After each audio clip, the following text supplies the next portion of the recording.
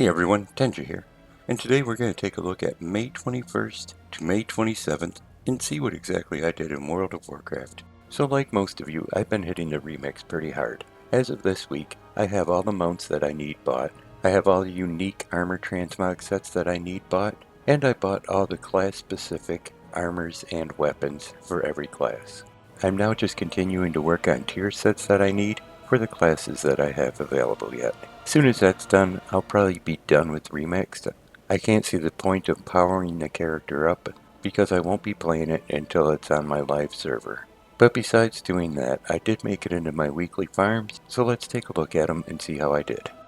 So I started this week like I start so many other weeks. I headed over to Antorus, the Burning Throne. Out of here I'm after the Scythe of the Unmaker, and I'm after the red version still, so I need to do it on Mythic. Once I got over there, and I was set to Mythic, I headed in and I worked my way back to Arcus the Unmaker. I took him down, and got attempt number 111 on the Scythe. I didn't see it drop again this week, so I'll be back here next week, and keep my fingers crossed that I have a little better luck then. Next on my list was my first mount. This one drops in Tassivesh, and it's the Cartel Master's Gearglider. I normally solo this, so doing it does take a little bit of time, because if you're not doing the mechanic on the last boss, it's just a slow burn. But this week I got attempt number 11 on the mount, and again, I didn't see this one drop, so this is another one I'll have to come back to next week. The next mount I went after was G.M.O.D. This drops off of Jaina Proudmoore, as long as you're doing it on LFR, normal, or heroic. I've been choosing to do it on LFR. You just have to queue and kill 3 bosses. It's pretty quick and pretty easy. This week gave me attempt number 42 on this mount, but again, it's another one I didn't see, so I'll have to come back here next week. Next on my list was the Glacial TideStorm. For this I have to take out Jaina Proudmoore in Battle for Desire, but this time on Mythic. This is pretty quick, because once you go in you can just take the skip back to her. And this week I got attempt number 40 on this mount. I didn't see it drop again, so I'll be back here again next week. Next up is the Sanctum Gloomcharger. This will drop in any version of Sanctum of Domination. I normally find a group in Group Finder and do it that way. I haven't tried soloing it on LFR, but I may give that a shot. This week I got attempt number 23 on the mount. I didn't see this one drop either, so it's another one I'll have to come back to. The next mount I farmed up was Vengence. This again comes out of the Sanctum of Domination, but only off of Mythic Sylvanas Windrunner. For this I have to do it as a group because I'm not able to solo it, but once we got in there and took her down, I got attempt number 8 on the mount. I didn't see it drop again this week, so I'll be back here next week. Next up on my list was the Zareth Overseer. This drops in the Sepulchre of the first one, off of the Jailer. This is another one I can't solo, so I have to find a group in Group Finder. This week I got attempt number 9 on the mount, and again I didn't see it drop, so it's another one I'll have to come back to next week. My last farm for the week was for the head of Mimiron. This drops in Ulduar off of Yogg-Saron. For this mount I'm doing things a little bit different. I do this as a multi-character farm, and this is where I take 13 characters every week to the same raider instance till I get the item or mount I'm farming to drop. So let's take a look and see how I did this week, and I'll see you on the other side.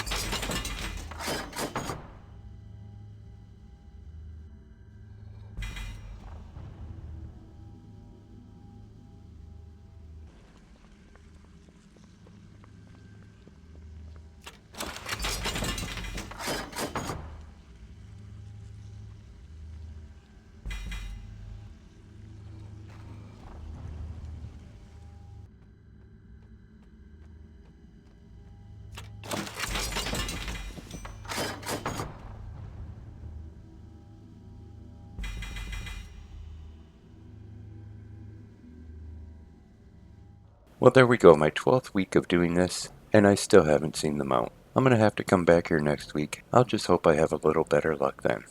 So I didn't have any luck on my normal farms. I decided I was going to take 1.2 million gold and buy the golden Regal Scarab. This is sold down by the black market auction house in Veldraken, and they added it in a few months back. I've just been holding off on it. As you can see, it's a little golden beetle. It's a pretty neat looking bug mount. As long as it has a pretty unique dynamic flying animation, I'll probably put it on one of my characters and use it as his main mount. And finally, in case you're wondering, this week's Transmog is the Raging Tempest set. This comes in 4 different versions. The version all the way to the left you get from Primal Storms. The second version you can get from War Mode. The third version is a crafted version. And the fourth version is bought in the Forbidden Reach. When these sets were first introduced, I didn't think I'd like them very much. But as time went on, they did grow on me quite a bit, and I actually used them as Transmog here and there. If there's something you decide to go after, they honestly shouldn't take you that long to gather up. But hey, if you enjoyed the video, give it a thumbs up. You can click on subscribe. Thanks for coming by and watching it. I'm going to send a hi out to my best friend, and you all take care.